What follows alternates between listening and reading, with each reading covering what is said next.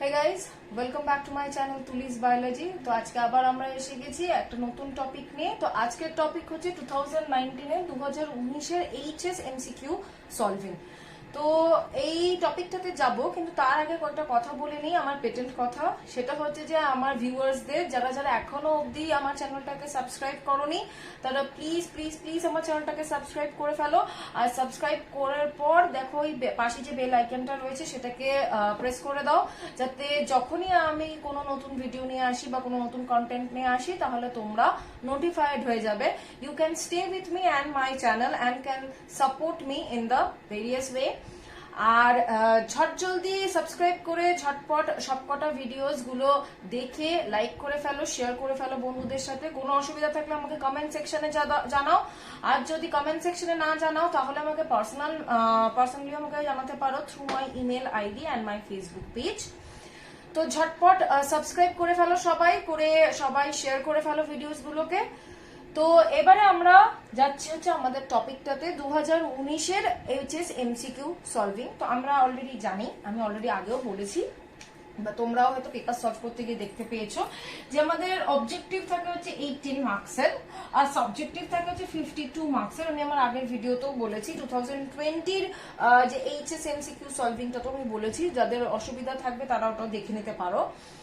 তো 52 মার্কসের সাবজেক্টিভ আর 18 মার্কসের অবজেক্টিভ। তো এই অবজেক্টিভটাকে আমরা করব, তো আগে সেইটা করে ফেলি। প্রথম যে এমসিকিউটা রয়েছে, আচ্ছা প্রথমে বলে দিই যে অনেক চ্যাপ্টার্স বাদ গেছে তোমাদের, তোমরা জানো সেটা অলরেডি। কিন্তু এখানে 2019-এ তা সেইগুলো চ্যাপ্টারগুলো বাদ ছিল না, তো সব থেকেই কোয়েশ্চেন এসেছিল। তো আমি সবটাই করিয়ে দিয়েছি, তোমাদের যেটুকু লাগবে সেটুকু তোমরা লিখে নাও বা মার্ক করে নাও, হোয়াট এভার, যেটা তোমাদের সুবিধা হবে। আমি পুরোটাই করাচ্ছি, তোমরা তোমাদের মতন লিখে নিও বা মার্ক করে নিও। সুতরাং আমি চলে যাচ্ছি ফার্স্ট এমসিকিউতে। এখানে বলেছে characteristic of xerophyte is, options গুলো বলেছে thick cuticle, sunken stomata, presence of water storing tissue, আর ফোর্থ অপশন হচ্ছে অল অফ দ্য অ্যাবাভ। তো অল অফ দিস হবে, কারণ কি সবকটাই রয়েছে, থিক কিউটিকলও রয়েছে, সানকেন স্টোমাটাও রয়েছে, প্রেজেন্স অফ ওয়াটার স্টোরিং টিস্যুও রয়েছে, তো সবকটাই রয়েছে। সুতরাং আনসারটা হবে অল অফ দিস। নেক্সট হচ্ছে আমরা নাম্বার 2-তে, যেখানে বলেছে যে which one of the following is an example of restriction endonuclease enzyme। এখানে অপশনস দিয়েছে Taq polymerase, DNA polymerase, ligase, Eco R one. তো ইকো আর1 হচ্ছে কি আমাদের আনসারটা, example of restriction endonuclease enzyme. Number 3 option, মানে কোয়েশ্চেন নাম্বার 3-তে যাব। তো কোয়েশ্চেন নাম্বার 2 এর আনসার হচ্ছে ইকো আর1। নাম্বার 3-তে যাচ্ছে এবারে, which one of the following is an exotic fish। Answer will be, দেখো এখানে অপশনস বলেছে লেবিওরোহিতা, অপশন বি তে রেখেছে হচ্ছে সিপ্রিনাস কার্পিওভার কমিউনিস, আর সি অপশন সি হচ্ছে তিলাপিয়া, আর অপশন ডি হচ্ছে বোথ বি এন্ড সি। তো আমাদের এখানে আনসার হবে বোথ বি এন্ড সি, মানে সিপ্রিনাস কার্পিওভার আর তিলাপিয়া দুটোই হচ্ছে কি আমাদের এক্সোটিক ফিশের মধ্যে পড়ছে। Number 4, according to Chargaff's rule which one of the following is the correct one. এখানে অপশনস অনেকগুলো দিয়েছে, কিন্তু কারেক্ট হচ্ছে এটা, আমি লিখে দিচ্ছি, A plus G is equal to T plus C। ঠিক আছে, এই হচ্ছে অ্যাকর্ডিং টু চার্গাস রুল। নেক্সট হচ্ছে number 5, F2 phenotypic ratio of 1:2:1 in monohybrid cross indicates the presence of which one of the following phenomena। Answer incomplete dominance, multiple allele, pleiotropy, none of this. এগুলো options ছিল, answer হবে হচ্ছে incomplete dominance. ঠিক আছে। Number 6, which one of the following is regarded as the advantage of self pollination। Options রয়েছে, in this process the purity of the species is maintained, this process is not dependent on any carriers, this process does not require any huge number of pollen grains।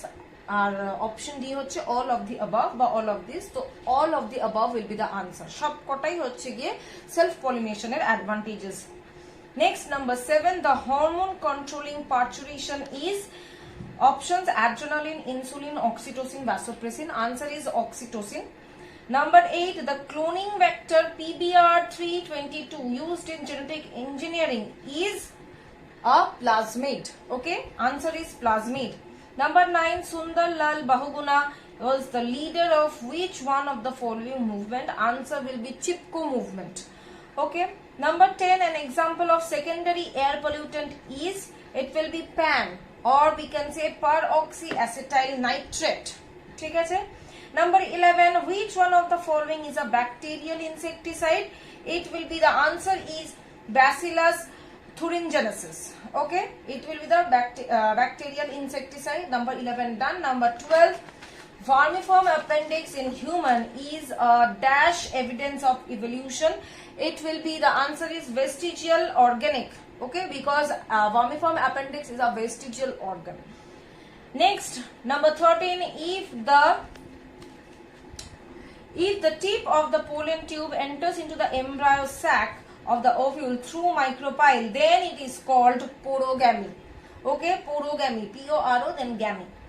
Next, number 14, example of polygenic inheritance is, answer is human skin color. ওকে, তো এই হলো আমাদের 14টা বা 14 খানা MCQ আমরা complete করলাম।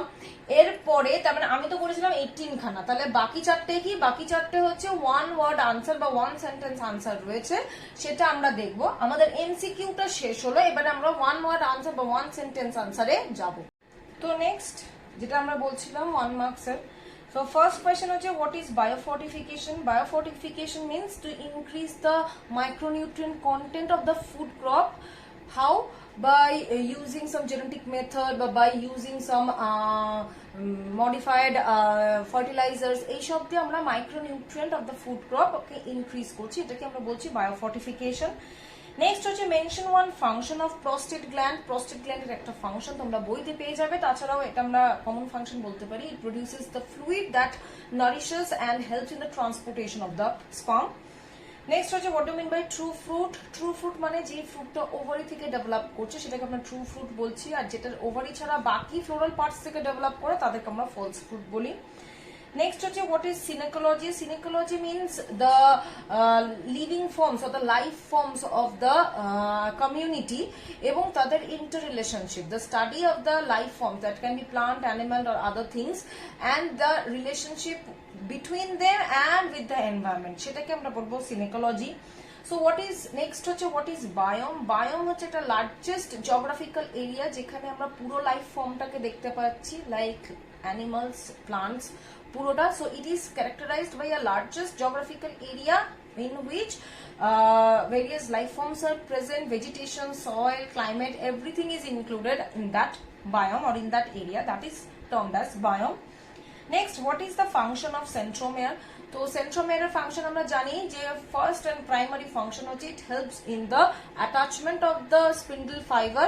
Apart from that, it also provides the attachment for the sister chromatids. Okay, so these are the questions or 1 mark questions. Now we are done with this 4 1 mark question also. The MCQ part is also done, 1 mark question is also done. That means total 18 marks we are done. So the objective part is done. Now if you are having any problem with the objective as well as the subjective part or in any part of the biology, do let me know in the comment section, or you can also let me know personally in my Facebook page or in my mail ID. Okay, and if you want to know about any further topic on biology, then also feel free to ask me in my given mail ID and Facebook page or in the comment section. So till then everyone, please take care, be safe, and don't forget to subscribe to my channel, like the videos, share it with your friends. Till then, be safe, be good, take care, and best of luck for your exam, and bye bye.